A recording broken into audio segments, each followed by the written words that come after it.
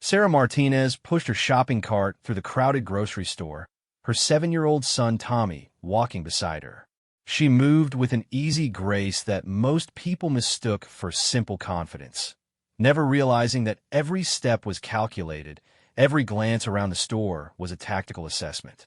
After 12 years as a Navy SEAL, old habits died hard. "Mom, can we get the cookies with the chocolate chips?" Tommy asked, tugging on her jacket sleeve. Sarah smiled down at her son, her heart warming at his innocent request. "Sure, buddy, but just one package, okay?" She had left the Navy 2 years ago when Tommy's father died in a car accident. The choice between continuing her military career and being there for her son had been easy. Tommy needed stability, and she needed to be the parent he could count on.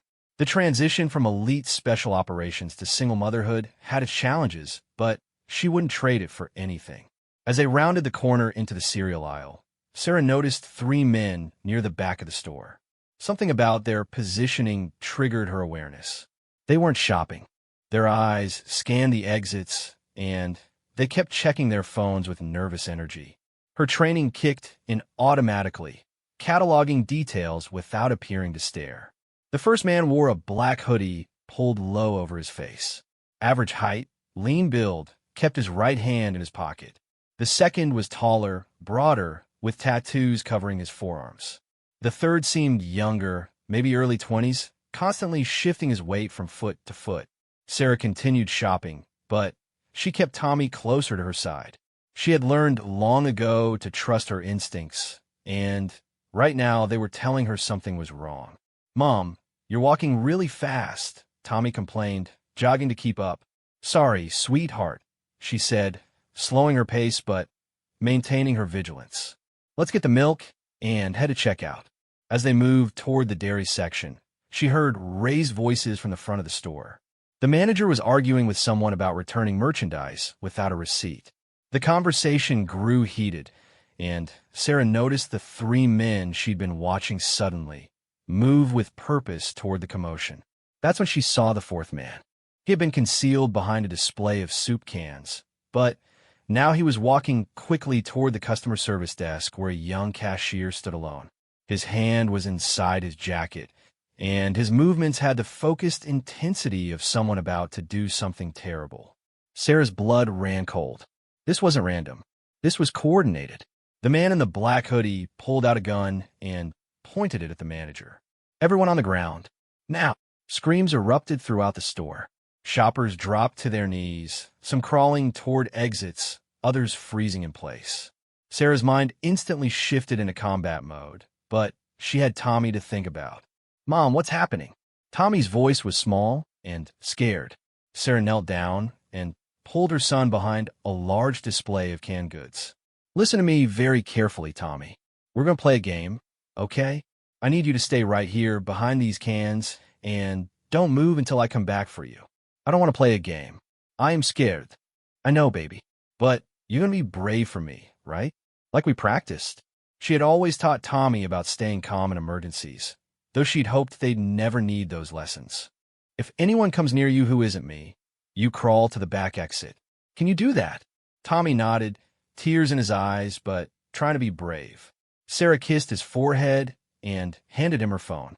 "If I'm not back in 5 minutes, you call 911 and tell them there are armed men in Miller's grocery store. Don't leave me, Mom." Her heart broke, but she had to act. Through the gaps in the display, she could see the situation deteriorating rapidly. The armed men were herding customers toward the front of the store, and she could hear one of them demanding that the manager open the safe. But this wasn't just a robbery. The way they moved, the way they positioned themselves, this felt like something else entirely. One of the men kept watching the parking lot through the windows, as if expecting someone. Sarah crawled along the floor, using the store displays as cover. Her military training had taught her to assess threats and neutralize them with minimal risk to civilians, but she had never been in a situation where her own child was in danger. She reached the end of an aisle and peered around the corner. The man with the tattoos was closest to her, about 15 feet away. He held his weapon casually, clearly not expecting resistance from a group of terrified shoppers. Sarah had been one of the first women to complete Navy SEAL training. She had served in Afghanistan, Iraq, and several classified missions that would never appear in any official record. She had faced enemy combatants, defused bombs, and completed operations that saved countless lives. But none of that compared to the protective fury she felt knowing these men threatened her son. The tattooed man turned slightly, and Sarah saw her opportunity. She had to move now, before they decided to use hostages or before Tommy got scared and left his hiding place. In one fluid motion, she rose from her crouch and closed the distance between them. Her hand clamped over his mouth while her other arm wrapped around his throat in a blood choke. He dropped his weapon and struggled, but within seconds he was unconscious.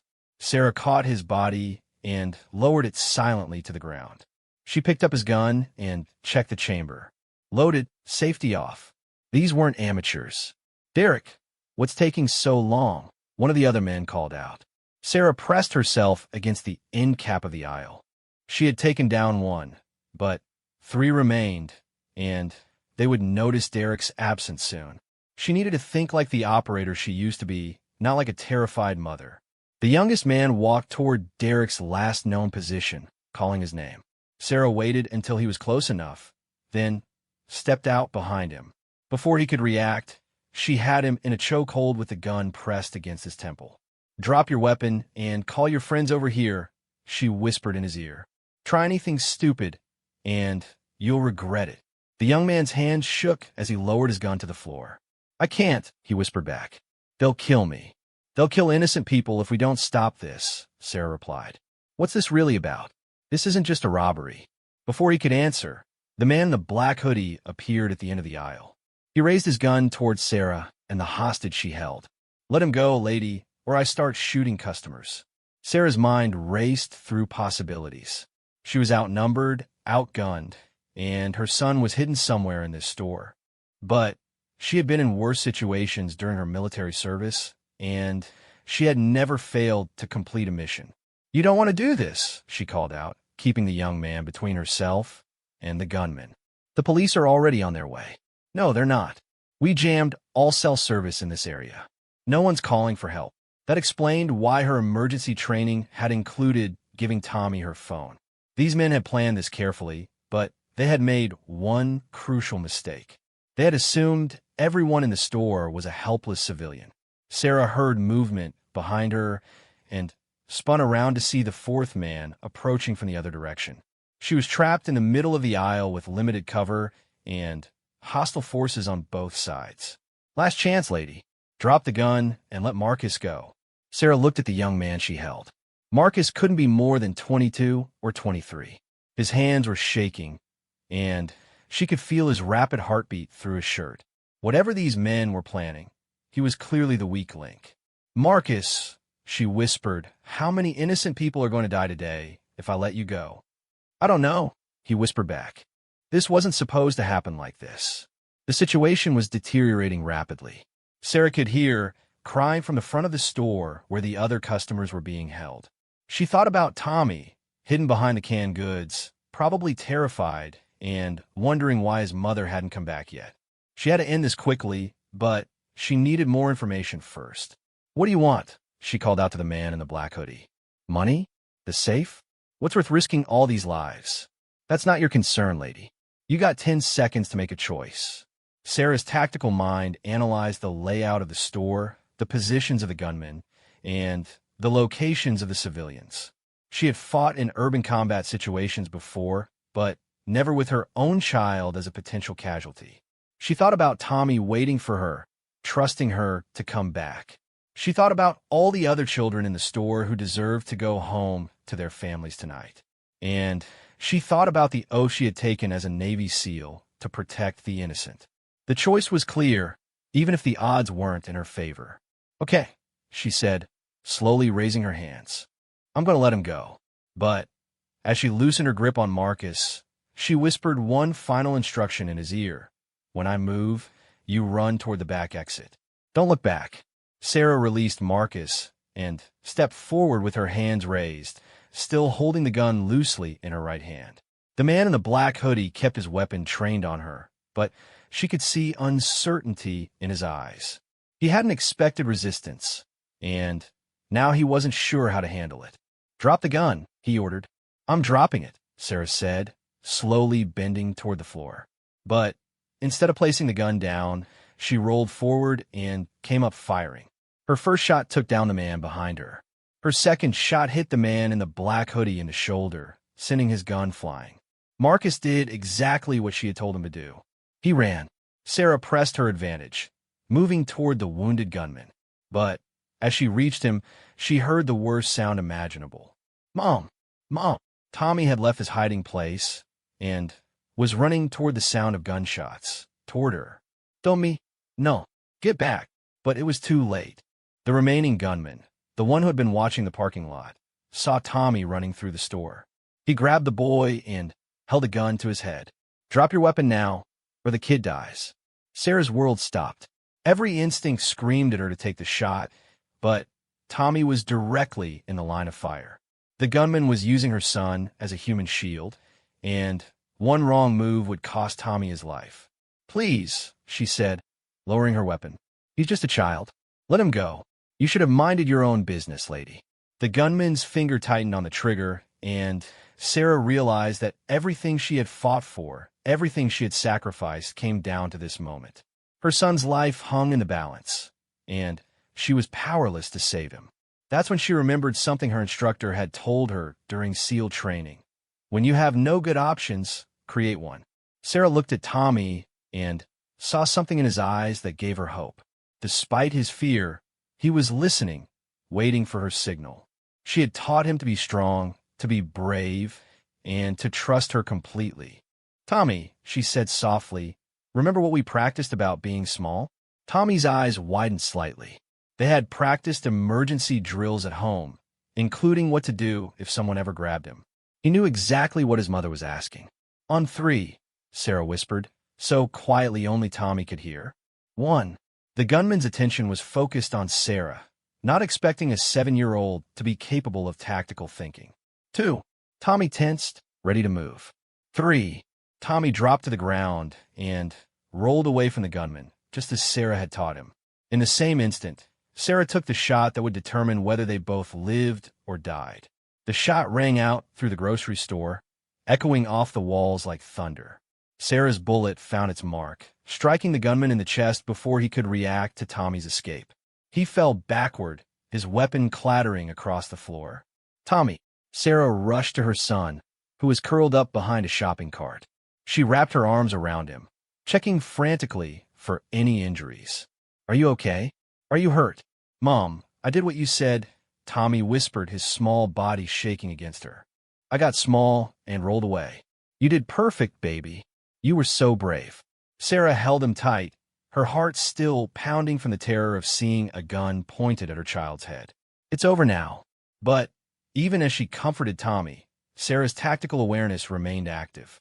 She quickly scanned the store, counting bodies and threats for gunmen down, but she needed to secure the area and check on the other civilians. "Stay right here," she told Tommy, positioning him behind the customer service counter where he would have protection. "Don't move until I come back, okay?" Tommy nodded, wiping tears from his cheeks, but trying to be strong like his mother had taught him. Sarah moved systematically through the store, checking each aisle and securing the weapons the gunman had dropped. The other customers were huddled near the front entrance, most of them still in shock from what they had witnessed. "It's okay," Sarah announced to the group. "The threat is over. Is anyone hurt?" An elderly woman raised her hand. "My husband fell when they made us get down. I think he twisted his ankle." Sarah knelt beside the older man, quickly assessing his injury. "It looks like a sprain, but we'll have the paramedics check it out when they arrive." She looked around the group. "Anyone else injured?" A young mother was crying as she held her toddler. "I can't believe what just happened. Who are you? How did you know how to do all that?" Before Sarah could answer, she heard sirens in the distance. Someone must have called for help despite what the gunman had claimed about jamming self-service. She needed to prepare for the arrival of law enforcement. "Everyone stay calm," Sarah said. "The police will be here soon. When they arrive, I need you all to remain seated with your hands visible." They won't know who's a threat and who isn't until they sort this out. Sarah walked to the front windows and could see police cars pulling into the parking lot. She carefully placed her weapon on the ground and raised her hands, knowing that the officers would see her as a potential threat until they understood the situation. The front doors burst open, and 6 police officers entered with weapons drawn. Everyone on the ground. Now! Sarah immediately dropped to her knees with her hands behind her head. I'm the one who stopped the gunman, she called out clearly. I'm unarmed now. My son is behind the customer service counter. The lead officer, a sergeant with graying hair, approached her cautiously. You took down 4 armed men by yourself? Yes, sir. I have military training. The weapons are secured throughout the store. Another officer had found Tommy and was helping him out from behind the counter. Mom! Tommy ran to Sarah, but the sergeant held up a hand. Hold on, son. Let us sort this out first. The sergeant studied Sarah's face. What kind of military training?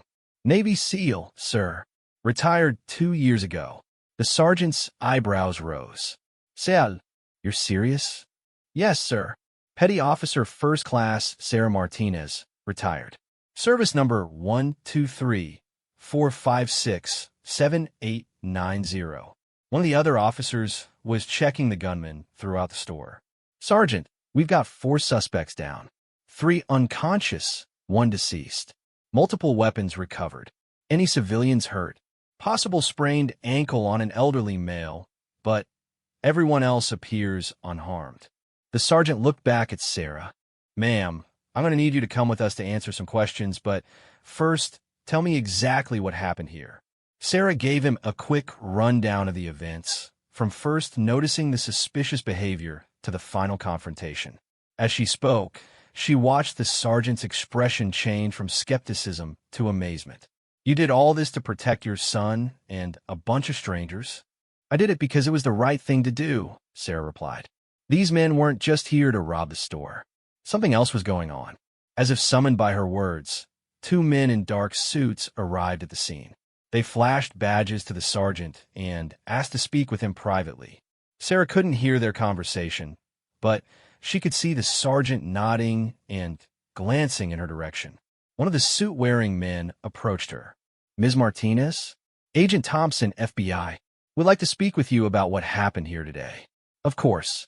Is Tommy allowed to come with me? Your son can wait in our office with one of our family liaisons while we talk. This shouldn't take too long. As they walked toward the FBI vehicles, Tommy tugged on Sarah's hand. Mom, are you in trouble? No, sweetheart. They just want to know what happened so they can make sure everyone is safe. But Sarah was beginning to suspect that this incident was more complicated than a simple armed robbery. The FBI's quick response, the way the gunman had been organized, and Agent Thompson's serious expression all pointed to something bigger. At the FBI field office, Tommy was taken to a comfortable room with toys and books while Agent Thompson led Sarah to an interview room. A female agent joined them, introducing herself as Agent Williams. Ms. Martinez, Agent Thompson began, we've run background checks on the 4 men from the grocery store. What you stumbled into today wasn't a robbery. Sarah leaned forward. What was it? The man you shot, Michael Torres, was on our watch list. He's been connected to a domestic terror cell that's been planning attacks on soft targets around the city. Soft targets. Agent Williams pulled out a folder. Places where families gather. Shopping centers, schools, community events. Today's operation of the grocery store was likely a dry run for something much bigger. Sarah felt a chill run down her spine. They were using the store to test their tactics? That's what we believe. The other 3 men have been talking since they regained consciousness. Apparently, Torres told them it was just going to be a robbery to fund their real operation. Agent Thompson opened his laptop and showed Sarah surveillance photos. We've been tracking this cell for months, but we could never get close enough to gather actionable intelligence. What you did today likely saved dozens, maybe hundreds of lives. I was just protecting my son. You did more than that, Agent Williams said. The information we're getting from the 3 survivors is helping us identify other cell members and their targets. Sarah thought about Tommy waiting in the other room, probably wondering why this was taking so long. What happens now?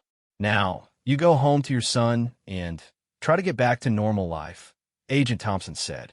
But we may need to call on you again if this goes to trial. There's something else, Agent Williams added. The media has gotten hold of this story. Local news trucks are already outside the grocery store. You might want to prepare for some attention. Sarah groaned. The last thing she wanted was media attention. She had left the military specifically to give Tommy a normal, quiet life. Can we keep my identity private? We'll do our best, but witnesses saw what happened. Word spreads fast in a situation like this. As they prepared to leave, Agent Thompson handed Sarah his card. Ms. Martinez, I know you're retired, but if you ever consider coming back to service, the Bureau could use someone with your skills and instincts. Thank you, but I'm focused on being a mom right now. I understand, but the offer stands. When Sarah and Tommy finally got home that evening, her phone was already ringing. The first call was from her former commanding officer in the Navy. Sarah, I just heard what happened. Are you and Tommy okay? We're fine, sir. Shaken up, but fine. I'm not surprised you handled it the way you did. You always were one of our best. The calls continued throughout the evening. Former teammates, family members, and friends who had seen the news. Sarah tried to keep the conversation short, not wanting to relive the events in front of Tommy. But at bedtime, Tommy had questions. Mom, were those bad men going to hurt people? Sarah sat on the edge of his bed, choosing her words carefully. They might have, yes, but they didn't get the chance. Because you stopped them? Yes. Tommy was quiet for a moment. Are there more bad men out there? Sarah's heart ached. This was exactly what she had wanted to protect him from. The knowledge that the world could be a dangerous place. But she had learned long ago that honesty, delivered with love, was better than comforting lies. Sometimes there are people who want to hurt others, she said. But there are also a lot of good people who work hard to keep everyone safe. Police officers, soldiers, firefighters, and regular people like us who look out for each other. Like you looked out for everyone at the store? Yes, like that.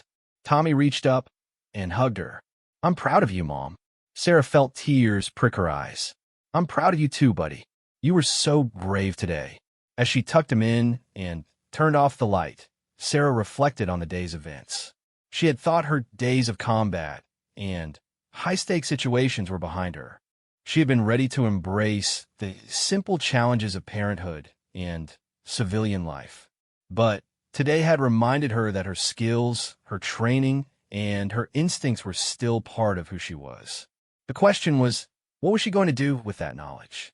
The next morning brought a surprise that would change everything.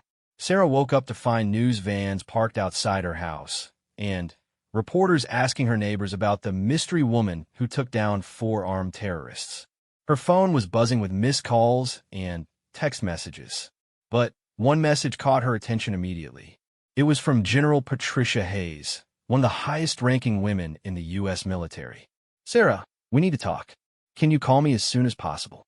Sarah made coffee and called Tommy's school to explain why he wouldn't be in that day. Then, she returned General Hayes' call. Sarah, I've been briefed on what happened yesterday. I'm calling because I have a proposition for you.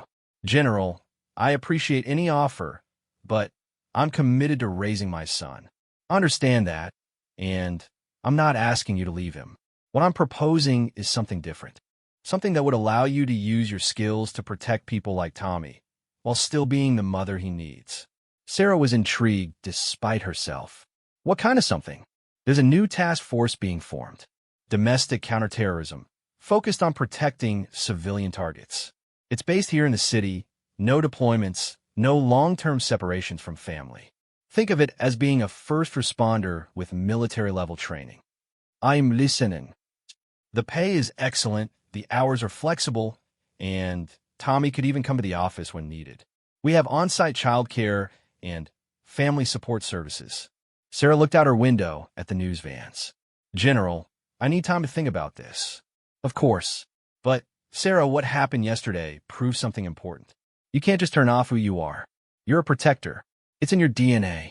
After the call ended, Sarah sat in her kitchen, staring at her coffee cup. She had spent 2 years trying to be just a mom, and she loved that role. But yesterday had awakened something in her that had been dormant. She thought about the fear in the other customer's eyes, the way that young mother had cried while holding her toddler, and the realization that Tommy could have been caught in the crossfire of something much worse if she hadn't acted. Maybe General Hayes was right. Maybe she couldn't just turn off who she was. Tommy came downstairs in his pajamas, rubbing his eyes. "Mom, why are there TV trucks outside? People want to hear about what happened yesterday, buddy. Are you famous now?" Sarah laughed. "I hope not. Being famous would make it hard to surprise the bad guys." Tommy grinned. "Can I stay home from school today? Just for today? But tomorrow it's back to normal." Except Sarah was beginning to realize that normal had changed forever. Yesterday had shown her that threats could emerge anywhere, anytime, and that her skills could mean the difference between tragedy and safety for innocent people. The question was no longer whether she could go back to being just a civilian. The question was whether she could find a way to protect people like Tommy while still being the mother he needed. As she made breakfast, Sarah's mind was already working through the possibilities. 3 weeks after the grocery store incident, Sarah was still trying to return to normal life, but normal seemed impossible to achieve. The media attention had died down, but the impact of that day continued to ripple through their lives in unexpected ways. Tommy had become something of a celebrity at his elementary school. Other children wanted to hear about his super soldier mom, and teachers looked at Sarah with a mixture of admiration and curiosity during pickup. She tried to downplay the attention, but Tommy was proud of what his mother had done. "Mrs. Johnson wants to know if you can come speak to our class about being in the Navy," Tommy announced one evening as they ate dinner. "I don't think that's a good idea, buddy. I want you to have a normal school experience. But all my friends think you're so cool. Marcus's dad is a police officer, and Emma's mom is a doctor, but nobody else has a mom who is a Navy SEAL." Sarah smiled at his enthusiasm, but she was concerned about making their family situation too public. The FBI had warned her that the terrorist cell might have other members who could view her as a target. That concern proved justified when Agent Thompson called that evening. "Sarah, we've had a development. One of the men from the grocery store, the one called Marcus, has been talking. He's given us information about a larger operation, but there's something you need to know." Sarah felt a familiar tension in her shoulders. "What is it?" "The cell has been monitoring you since the incident. They know where you live, where Tommy goes to school. We think they may be planning retaliation. Are you assigning protection? We can provide some surveillance, but honestly, our resources are limited. However, General Hayes called me today. She said she made you an offer." Sarah had been thinking about General Hayes' proposition constantly. The idea of joining the Domestic Counterterrorism Task Force was appealing, but it would mean acknowledging that her quiet civilian life was over. "I'm still considering it. Sarah, I've been doing this for 15 years, and I've never seen someone handle a situation the way you did. But more than that, those terrorists made it personal when they threatened your son. This isn't going away." After the call, Sarah sat in her living room, watching Tommy do his homework. He was working on a math worksheet, his tongue sticking out slightly in concentration the way it always did when he was focused. He looked so normal, so innocent, so unaware that dangerous people might be watching their house. She had tried to give him a safe, predictable life, but yesterday had shown her that safety was sometimes an illusion. Maybe the best way to protect Tommy wasn't to hide from her past, but to use it. The next morning, Sarah called General Hayes. "I'm interested in learning more about the task force." "Excellent. Can you come in today for a briefing? Tommy is welcome to come with you. He has school." "Sarah, Agent Thompson briefed me on the threats against your family. Until we neutralize this cell completely, Tommy might be safer at a secure federal facility than at a public elementary school." That afternoon, Sarah and Tommy drove to a nondescript office building downtown. The lobby looked like any other business complex, but Sarah's trained eye noticed the security cameras, bulletproof glass, and the way the receptionist hand stayed near what was probably a panic button. General Hayes met them personally, which surprised Sarah. She was a woman in her 50s with steel gray hair and the bearing of someone accustomed to command. "Tommy, I've heard you're quite the brave young man," the general said, shaking his hand seriously. Tommy straightened up. "Yes, ma'am. My mom taught me to be brave. Your mom is one of the finest soldiers I've ever known. Would you like to see our facility while she and I talk? A young woman in civilian clothes approached them. I am Lieutenant Rodriguez. I help coordinate family services for our team members. Want to see our game room, Tommy? Tommy looked at Sarah for permission. She nodded, and he went off happily with Lieutenant Rodriguez. General Hayes led Sarah to a conference room with large windows overlooking the city. Before we discuss the position, let me show you what we're dealing with. She pulled up a presentation on a large screen. Maps, photos, and intelligence reports filled the display. The Domestic Security Task Force was created in response to the changing nature of terrorism in America. We're not dealing with foreign operatives anymore. These are homegrown cells, often radicalized online, targeting soft civilian targets. Sarah studied the information. How many active cells are you tracking? 17 in this metropolitan area alone. The group that targeted the grocery store was just one of them. And they're all planning attacks on civilian targets? Schools, shopping centers, community events, places where families gather. The psychological impact is devastating even when we stop them before they act. General Hayes clicked to the next slide, showing photos of the grocery store incident. What you did 3 weeks ago wasn't just heroic, Sarah. It was tactically perfect. You neutralized multiple threats, protected civilians, and preserved intelligence assets. I was protecting my son. Exactly. And that's what this job is about. Every civilian in this city is someone's child, someone's parent, someone's family. We need people who understand that personally. Sarah looked at crime scene photos from the grocery store, remembering the terror in Tommy's eyes when that gunman held him at gunpoint. What would my role be? Team leader. You'd oversee a unit of 6 operatives, all with special forces backgrounds. Your primary mission would be rapid response to active threats, but you'd also be involved in intelligence gathering and threat assessment. And Tommy? Tommy would have access to on-site childcare, tutoring, and our family support network. When you're deployed locally, he stays here in a secure environment. When you're off duty, you're completely off duty. No overseas deployments, no long-term separations. Sarah considered the offer.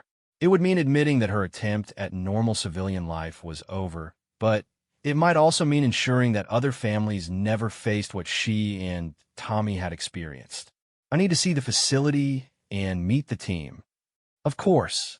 General Hayes led her through the building. The operation was impressive. Intelligence centers monitored communications and social media for threat indicators. Training facilities allowed for realistic scenario practice. The child care center looked like a high-end preschool, but Sarah noticed the security measures built into its design. In the main operations center, she met Captain James Morrison, who would be her second in command. Ma'am, I've read your file. Afghanistan, Iraq, 3 tours in classified operations.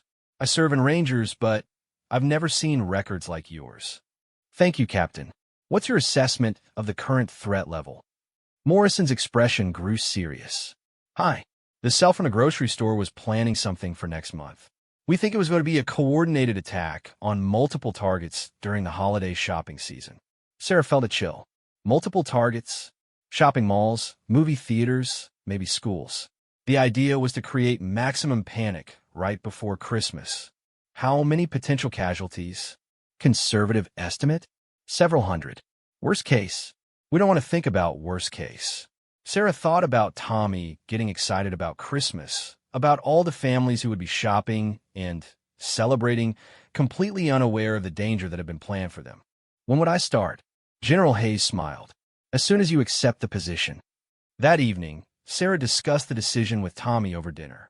So, you'll be like a superhero, but for real? Tommy asked, his eyes wide with excitement. I wouldn't be a superhero, buddy. I'd just be doing a job to help keep people safe. Like you did at the store? Yes, like that. Tommy considered this seriously. Why get to see the place where you work? You'd spend time there when I'm working. They have games and other kids whose parents do the same job. Other kids with superhero parents? Sarah laughed despite herself. Other kids with parents who try to keep people safe. I think you should do it, Mom. Why? because you're really good at it and because those bad men might hurt other kids if you don't stop them. The wisdom in her 7-year-old son's words surprised her. Tommy understood better than she had given him credit for. Are you sure? It would mean big changes for both of us. Tommy nodded seriously. I'm sure. Besides, I already know my mom is a superhero. Now other people will get to know it too. 2 days later, Sarah called General Hayes to accept the position. Excellent. Report Monday morning at 0800 for orientation. Tommy can come with you and start getting familiar with the facility. Thank you, General. I won't let you down. Sarah, I'm not worried about that. I've seen what you could do under pressure. What I'm hoping is that we can prevent situations where that level of response is necessary. Sunday evening, Sarah helped Tommy pack a special backpack with toys and books for his first day at the task force facility. He was excited but also nervous about the change. Mom, will the other kids like me? Of course they will. You're smart, kind, and brave. What's not to like? What if their parents are cooler than you? Sarah laughed. Tommy, I'm not trying to be the coolest parent. I'm just trying to be the best mom I can be for you. You already are. As she tucked him in a bed, Tommy had one more question. Mom, are you scared about your new job? Sarah thought about it honestly. A little bit. It's okay to be scared sometimes. Being brave doesn't mean you're not afraid. It means you do the right thing even when you are afraid. Like at the grocery store? Yes, like at the grocery store. Will you teach me to be brave like that? You already are brave like that, Tommy. You showed me that day. Monday morning arrived gray and cold, but Sarah felt a sense of purpose she hadn't experienced since leaving the Navy. As she and Tommy walked into the task force building, she realized that she wasn't just starting a new job. She was accepting her role as a protector, not just of her own son, but of all the families who deserve to live without fear. Lieutenant Rodriguez met them in the lobby. Ready for your first day, Tommy? Tommy nodded, suddenly shy, but determined to be brave like his mother. As they walked toward the child care center, Sarah's phone buzzed with a text from Agent Thompson. New intelligence suggests the cell is planning to accelerate their timeline. Your first day might be more exciting than expected. Sarah looked down at Tommy, who was chattering with Lieutenant Rodriguez about the games in the recreation room. He seemed happy and secure, which gave her the confidence she needed to face whatever challenges lay ahead. She was no longer just a former Navy SEAL trying to blend into civilian life. She was a mother with unique skills, and she was exactly where she needed to be to protect the innocent. The question now was whether she and her team could identify and stop the threats before they became tragedies. The answer to that question would come sooner than anyone expected. Sarah's first week with the Domestic Security Task Force had been intensive training and briefings, but on Friday afternoon, the real work began. She was reviewing intelligence reports in the operations center when alarms started blaring throughout the facility. All units to stations, came the announcement over the intercom. We have an active threat situation developing. Captain Morrison rushed to Sarah's desk. We've got credible intelligence that the remaining cell members are planning to execute their attack today instead of waiting for the holidays. What's the target? Lincoln Elementary School. They're planning to strike during the afternoon dismissal when hundreds of parents will be picking up their children. Sarah's blood ran cold. That's Tommy's old school. Half his friends still go there. General Hayes appeared beside them. Sarah, I know this is personal, but I need you to think like a team leader, not like a mother. Understood, ma'am. What's our deployment timeline? 15 minutes. The local police are establishing a perimeter, but they're not equipped to handle what these terrorists are planning. Morrison pulled up surveillance footage on the main screen. We have eyes on 3 suspects approaching the school grounds. They're carrying backpacks and moving with purpose toward the main entrance. Sarah studied the images. 2 of the faces were familiar from the grocery store incident intelligence files. The third was new, but his movements suggested military or paramilitary training. Ma'am, I recommend a 3-pronged approach, Sarah said to General Hayes. Team Alpha secures the main entrance and prevents the suspects from entering the building. Team Beta evacuates civilians from the pickup area. Team Charlie approaches from the rear to cut off escape routes. Agreed. You'll lead Team Alpha. Morrison takes Beta. Lieutenant Foster handles Charlie. As the teams geared up, Sarah tried to push thoughts of Tommy and his former classmates out of her mind. She had to focus on tactics and neutralizing threats, not on the personal connections that made this mission so urgent. But as they loaded into their vehicles, she couldn't help thinking about all the parents who were probably driving to the school right now, expecting a normal Friday afternoon pickup, completely unaware of the danger approaching their children. The drive to Lincoln Elementary took 8 minutes through city traffic. Sarah used the time to coordinate with her team and review the school's layout. She had attended parent conferences there just months ago, but now she was studying it as a tactical environment. Alpha Team, we approach from the north parking lot, she said through her comms. Remember, we have civilians in the area. Clean shots only, minimal collateral damage. Copy that. Alpha Leader came the responses from her team members. When they arrived at the school, Sarah could see parents already gathering in the pickup area, chatting with each other while waiting for the dismissal bell. Children's faces appeared in classroom windows, excited for the weekend. It was such a normal, peaceful scene that the approaching threat felt surreal. All teams, report status, Sarah commanded. Beta Team in position at the south entrance. Morrison's voice crackled through the radio. Beginning civilian evacuation. Charlie Team moving to rear perimeter, Lieutenant Foster reported. No visual on suspects yet. Sarah's team took positions behind parked cars in the main lot. Through her scope, she could see the 3 suspects approaching the front entrance. They moved with the confidence of people who believed they were about to catch everyone by surprise. Alpha Leader to all teams. Suspects are 50 meters from main entrance. They appear to be carrying explosive devices in addition to firearms. Roger that. General Hayes responded from the command center. You are authorized to engage with lethal force if necessary to protect the civilians. Sarah watched as the lead suspect reached into his backpack. She had seen enough bombs during her military service to recognize the components he was handling. All teams, they're armed with explosives. Repeat, suspects have explosive devices. We need to neutralize them before they reach the building. The afternoon sun cast long shadows across the school parking lot as Sarah made her decision. Waiting for the suspects to get closer would put more civilians at risk, but taking the shot from this distance will be challenging with so many innocent people in the area. Alpha 2 and 3 create a distraction to the west. Alpha 4, you're with me. We're going to close distance and end this. Sarah and her partner moved carefully between parked cars, using the vehicles as cover while they approached the suspects. She could hear Morrison's voice over the radio, directing the evacuation of parents and children from the pickup area. When they were 30 meters from the suspects, Sarah heard something that made her heart stop. Mommy, look, there's soldiers at our school. A small girl had broken away from her mother and was pointing excitedly at Sarah's team. The mother was trying to get her daughter back while also looking around in confusion at the suddenly chaotic scene. The suspects heard the commotion and turned toward the noise. That's when Sarah saw the lead man's face clearly for the first time. It was Marcus, the young man she had held hostage at the grocery store before letting him go.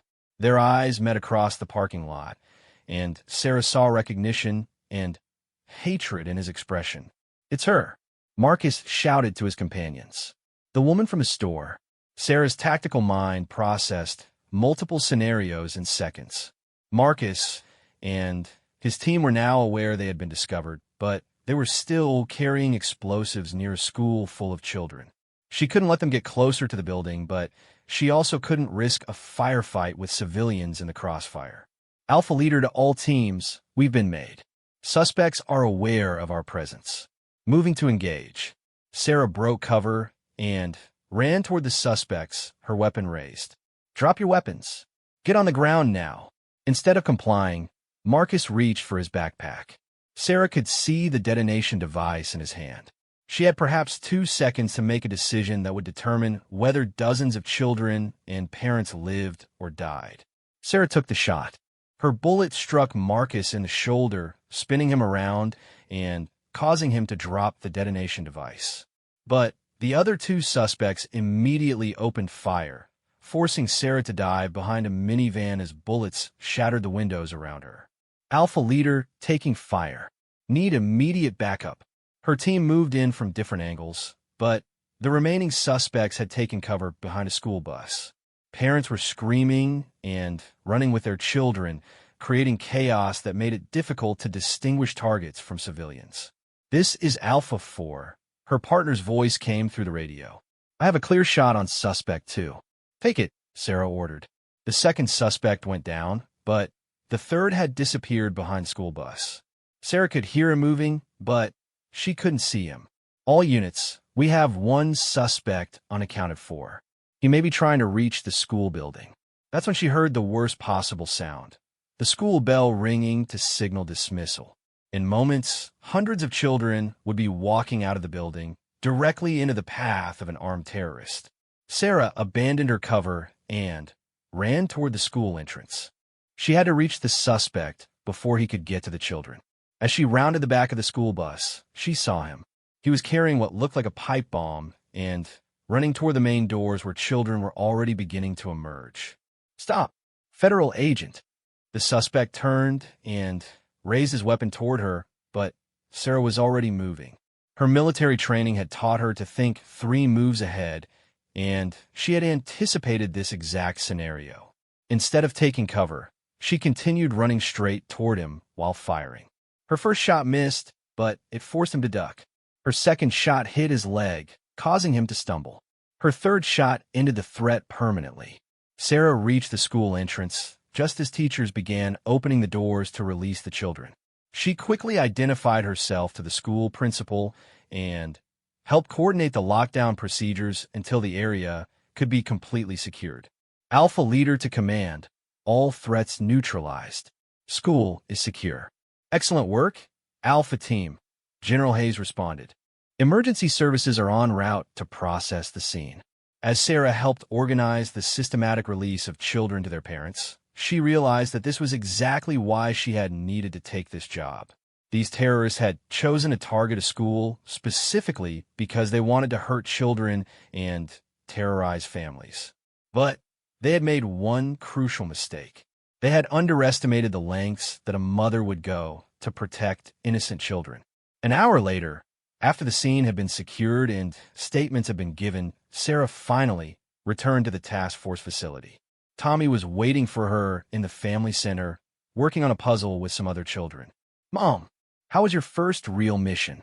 Sarah knelt down and hugged him tightly. "It went well, buddy.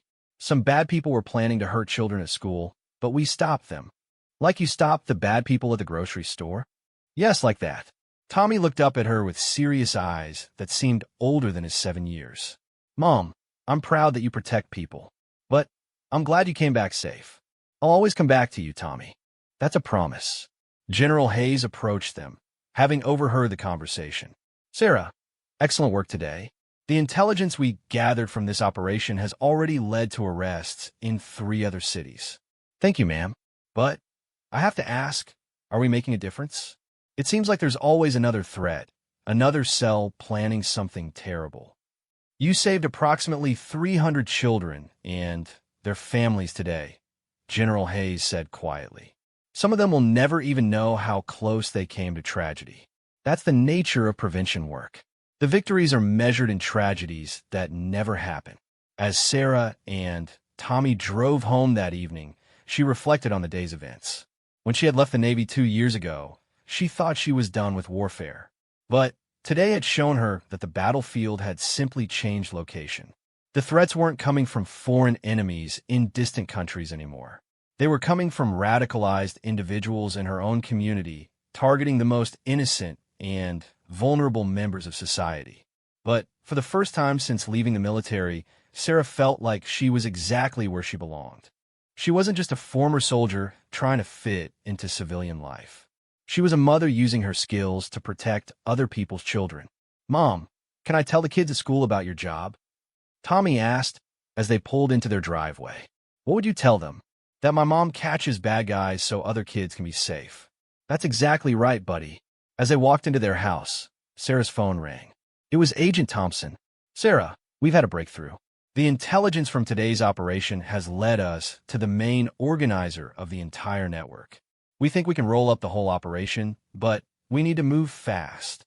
Sarah looked at Tommy, who was already settling in to watch his favorite Friday night cartoon show. When do you need me? Tomorrow morning.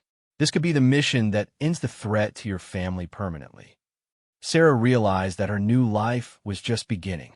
She was no longer just trying to protect Tommy from the dangers of the world.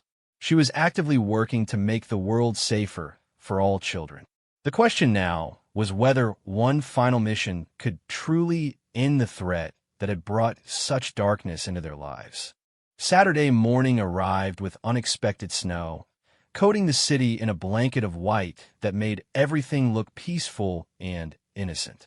Sarah stood at her kitchen window, watching Tommy build a snowman in their backyard while she waited for the call that would summon her to what Agent Thompson had promised would be the final mission against the terrorist network. The intelligence breakthrough had come from Marcus, the young man Sarah had captured at the grocery store and then encountered again at the school. Facing life in prison, he had finally agreed to cooperate fully with federal authorities. His information had led them to Dr. Richard Kellerman, a college professor who had been radicalizing young men online and organizing them into terror cells. "Mom, come help me with the snowman's arms." Tommy called from the yard. Sarah stepped outside, grateful for a few moments of normal family time before duty called. As they worked together to position sticks as arms for the snowman, Tommy chatted about his friends at the task force facility and how much he enjoyed the video games in the recreation room. "I like it there, Mom. The other kids understand what it's like to have parents who catch bad guys. Are you okay with me going to work today? I know it's Saturday." "Yeah, I get to spend the day with Lieutenant Rodriguez, and she said we might make cookies." Sarah's phone buzzed with a text message. "Will's up in 2 hours." "This is it. Agent Thompson. Buddy, I need to get ready for work now. Is this the big mission? The one that stops all the bad guys?" Sarah was constantly amazed by how much Tommy understood about her work. "Yes, this should be the one that makes everything safer.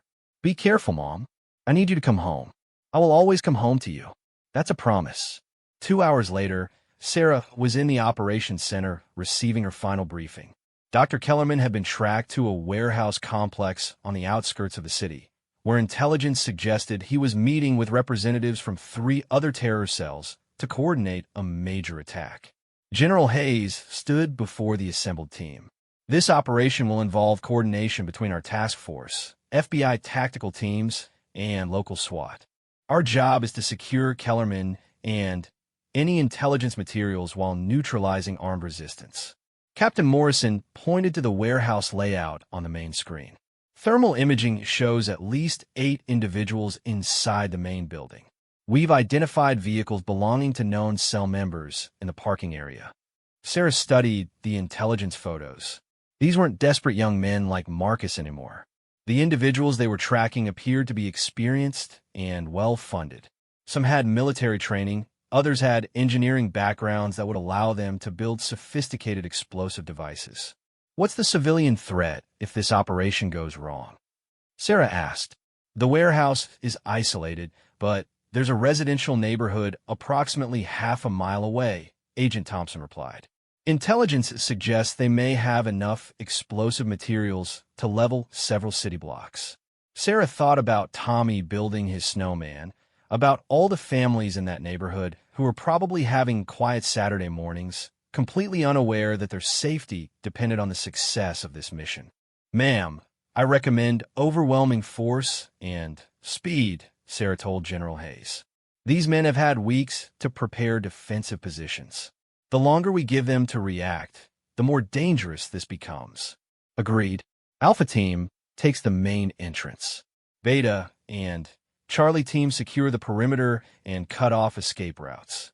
FBI Tactical handles the warehouse office complex where Kellerman is believed to be located.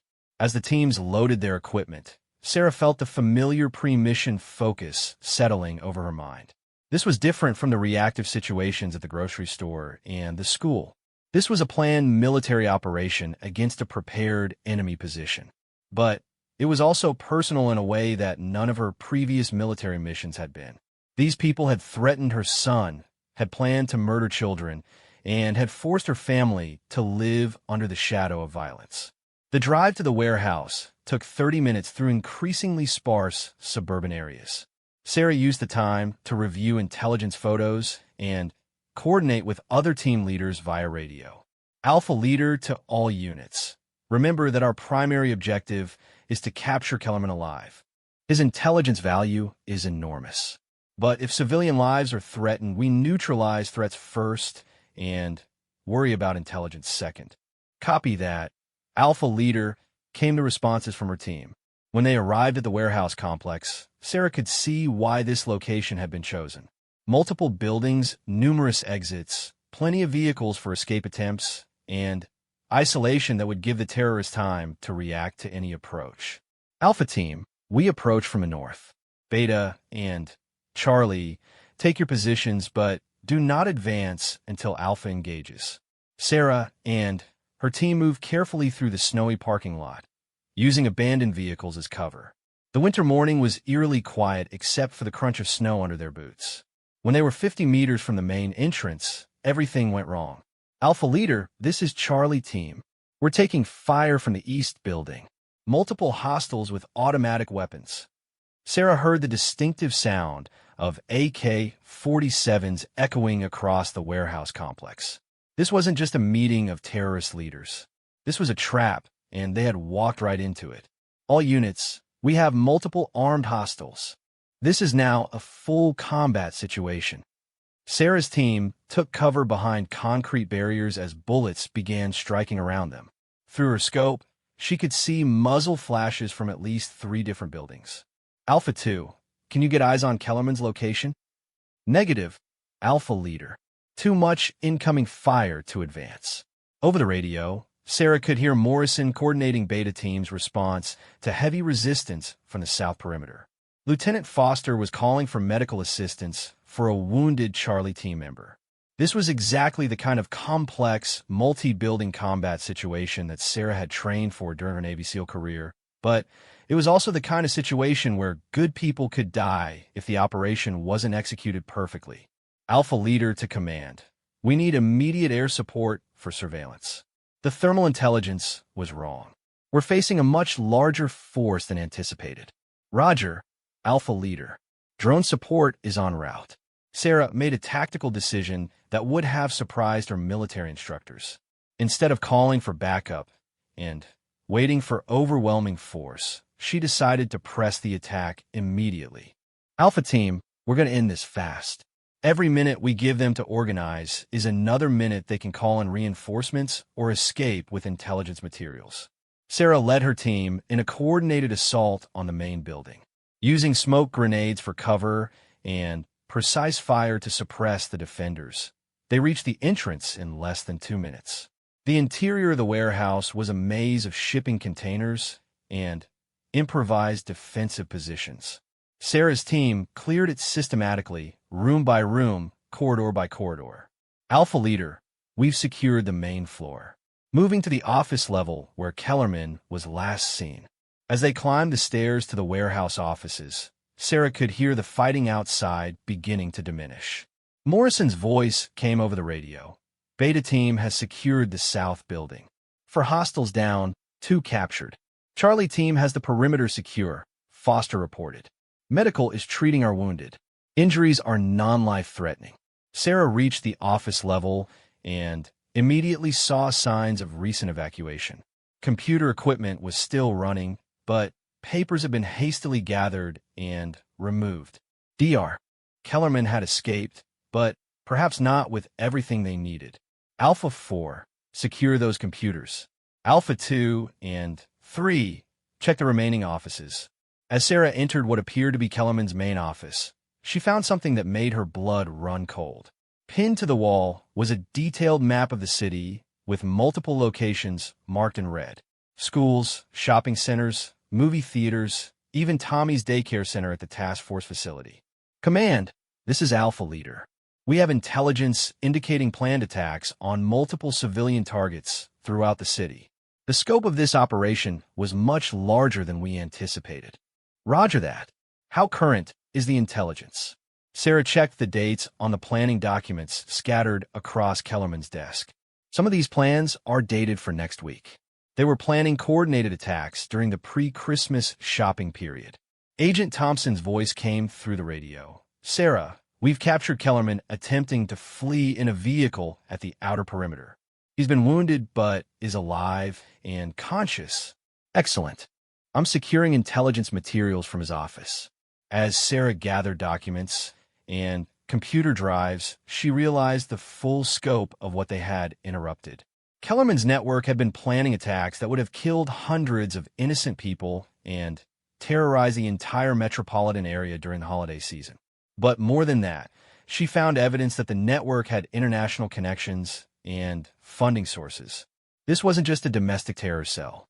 It was part of a larger organization with the resources and coordination to plan multiple simultaneous attacks. Alpha leader to command, we need a full forensic team here immediately. This intelligence could prevent attacks in other cities as well. 3 hours later, after the scene had been secured and the intelligence materials had been cataloged, Sarah finally returned to the task force facility. She was exhausted, emotionally drained, and covered in dust from the warehouse operation. Tommy was waiting for her in the family center, playing video games with Lieutenant Rodriguez. Mom, did you catch all the bad guys?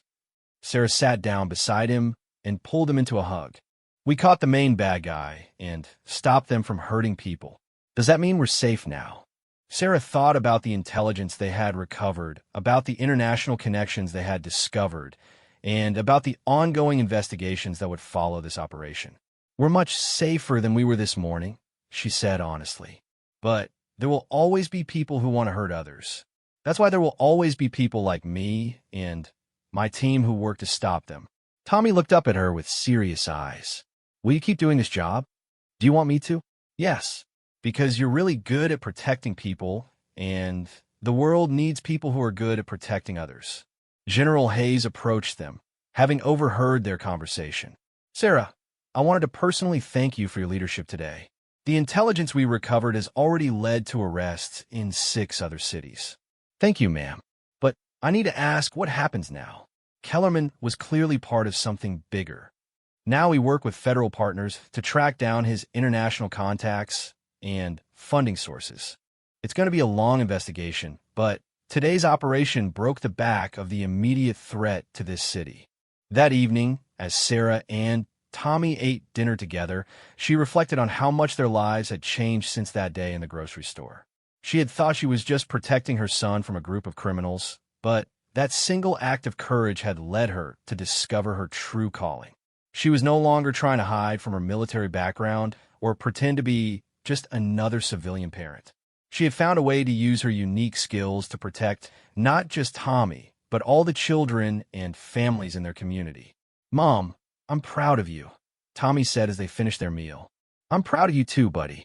You've been so brave through all of this. Are you happy doing this job? Sarah considered the question carefully. The work was dangerous, the hours were unpredictable, and the stakes were always high. But for the first time since leaving the Navy, she felt like she was making a real difference in the world.